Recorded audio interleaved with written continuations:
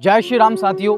आज की इस वीडियो में हम बात करेंगे कि हनुमान जी को संकट मोचक क्यों कहा जाता है, कि हनुमान जी का जो भी भक्त है उसकी रक्षा वो किस प्रकार से करते हैं।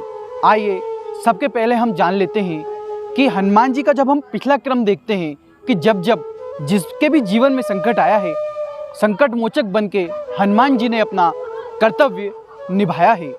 चाहे वो सुग्रीव हो, चाहे वो भगवान श्री राम जी हो।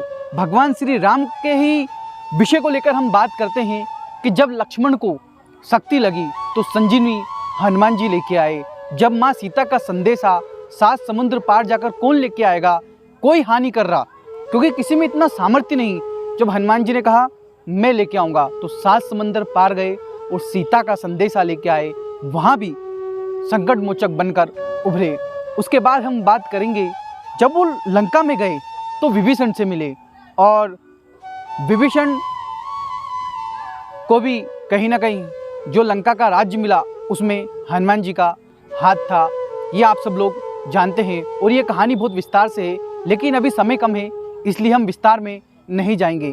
तो हम क्रमबद्ध जब देखते हैं तो हमें हनुमान जी हमेशा संकट मोचक के रूप में दिखाई देते हैं, और आज भी वही हो रहा है, कलयुग में भी वही हो रहा है। हनुमान चालीसा में भी हमें उल्लेख मिलता है कि संकट कटे मिटे सब पीरा, जो सुमरे हनुमत बलबीरा। माँ सीता ने भी उनको आशीर्वाद दे रखा है कि अष्ट सिद्ध नौ निधि के दाता, असबर दीन जान की माता।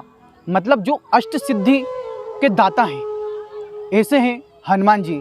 अब बताइए, हनुमान जी के भक्तों के कष्ट दूर नहीं होंगे तो किसके होंगे? बिल्कुल होंगे। अब होता क्या है कि छोटी छोटी समस्याएं जीवन में आ जाती है और जो भक्त होते हैं वो घबरा जाते हैं।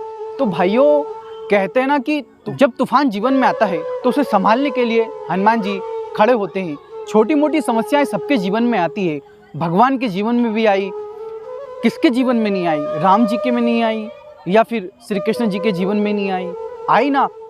पांडवों के साथ तो स्वयं श्री कृष्ण थे, फिर भी पांडवों को वनवास भोगना पड़ा, पांडवों को अपने राज्य से हाथ धोने पड़े, द्रौपदी का चीरहरण हुआ। इसलिए थोड़ी बहुत समस्याएं तो आती रहेगी जीवन में, पर इसका कदापि मतलब नहीं है कि आप अपने इष्ट से अपना जो श्रद्धा है वो कम कर लो, अपनी जो आस्था है वो कम कर लो। आइए अब इधर उधर की बात ना करते हुए हम हनुमान जी की ही बात करते हैं।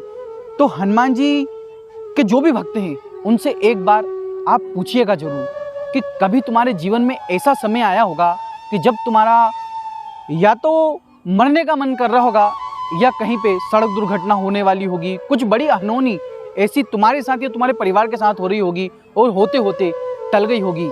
आपको मैं गारंटी के साथ बता रहा हूँ उसके जीवन में एक ना एक पल ऐसा आया ही होगा, क्योंकि यही तो हनुमान जी की कृपा है।